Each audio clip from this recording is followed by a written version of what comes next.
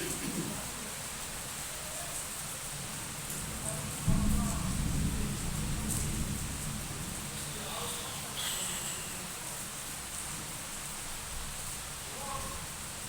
আলাইকুম ওয়া রাহমাতুল্লাহি ওয়া বারাকাতুহু।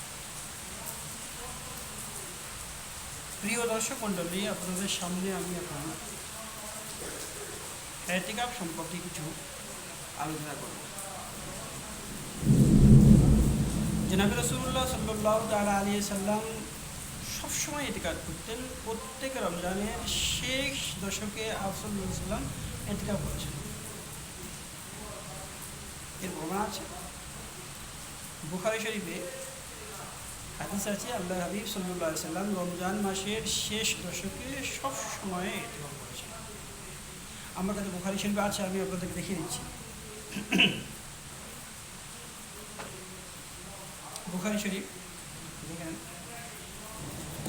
বুখারী শরীফের 1980 নম্বর হাদিসে আছে, কানা রাসূলুল্লাহ সাল্লাল্লাহু তাআলা আলাইহি সাল্লাম ইয়াতাকিফু আশরুল আওয়াখিরি মিন রমাদান। জনাবে রাসূলুল্লাহ সাল্লাল্লাহু তাআলা আলাইহি ওয়াসাল্লাম রমজান মাসের শেষ দশকে ইতিকাফ করেছেন। তো ইতিকাফ নবী পাক সাল্লাল্লাহু আলাইহি ওয়াসাল্লাম করেছেন। কতদিন পর্যন্ত করেছেন সেটা এই হাদিস থেকে পাওয়া যাবে না, সেটা দ্বিতীয় হাদিস থেকে 1981 নম্বর হাদিস থেকে আমরা জানতে পারি। সেই হাদিসে একটা বাক্য বেশি আছে, জনাবে রাসূলুল্লাহ সাল্লাল্লাহু আলাইহি ওয়াসাল্লাম ইতিকাফ করেছেন হাত্তা তাওয়াফাহুল্লাহ। জনাবে রাসূলুল্লাহ সাল্লাল্লাহু আলাইহি ওয়াসাল্লাম নিজের জীবদ্দশা সবসময় ইতিকাফ করেছেন, প্রত্যেক রমজানের শেষ দশকে। তার মৃত্যু পর্যন্ত তিনি ইতিকাফ করেছেন।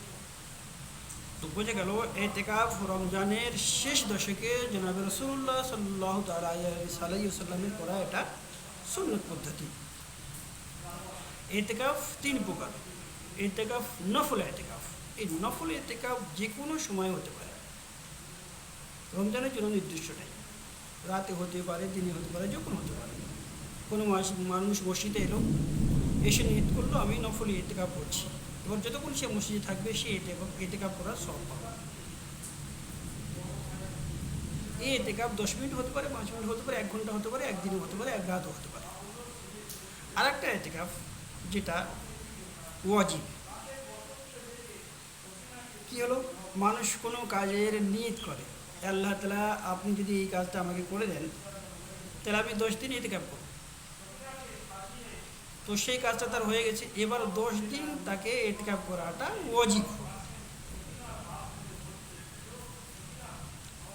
আর 3 নম্বর ইতিকাফে সুন্নত আলাল কিফায়া। সুন্নত রমজানের শেষ দশকে ইতিকাফ করা। একটা গ্রামে যদি 4টে মসজিদ থাকে, 4টে মসজিদের মধ্যে যদি একটা মসজিদে কোনো মানুষ ইতিকাফ করে দেয়, তো ওই গ্রামের সমস্ত মানুষ ইতিকাফ করার সওয়াব পেয়ে যাবে, আর ইতিকাফ না করার গুনাহগারের হবে না। একজন মানুষ যদি ইতিকাফ করে দেয়, আর যদি কোনো মানুষ যদি ইতিকাফ না বসে, ওই গ্রামের যত মানুষ থাকবে প্রত্যেকেই ইতিকাফ না করার গুনাহ হবে, প্রত্যেককে। তো এটা সুন্নতে আলাল কিফায়া বলা হয়। তো জনাবে রাসূলুল্লাহ সাল্লাল্লাহু তাআলা আলাইহি সাল্লাম প্রত্যেক রমজানের শেষ দশকে ইতিকাফ করতেন। এমনকি আমরা জানতে পারলাম 1981 নম্বর হাদিস থেকে বুখারী শরীফের, কি জনাবে রাসূলুল্লাহ সাল্লাল্লাহু আলাইহি সাল্লাম মৃত্যু পর্যন্ত তিনি ইতিকাফ করেছেন। এটা সুন্নত আলাল কিফায়া ইতিকাফ। এই জন্য আমরা ইতিকাফ করব, আর করা দরকার। যদি একটা গ্রামের কোনো মানুষ যদি মসজিদে বসে ইতিকাফ না করে, তো সেই গ্রামে যত মানুষ থাকবে সমস্ত মানুষ ইতিকাফ না করার গুনাহগার হবে। এই জন্য আমাদেরকে উচিত আমরা রমজান মাসের শেষ দশকে নবীর সুন্নত পালন করার নিয়তে ইতিকাফ করব।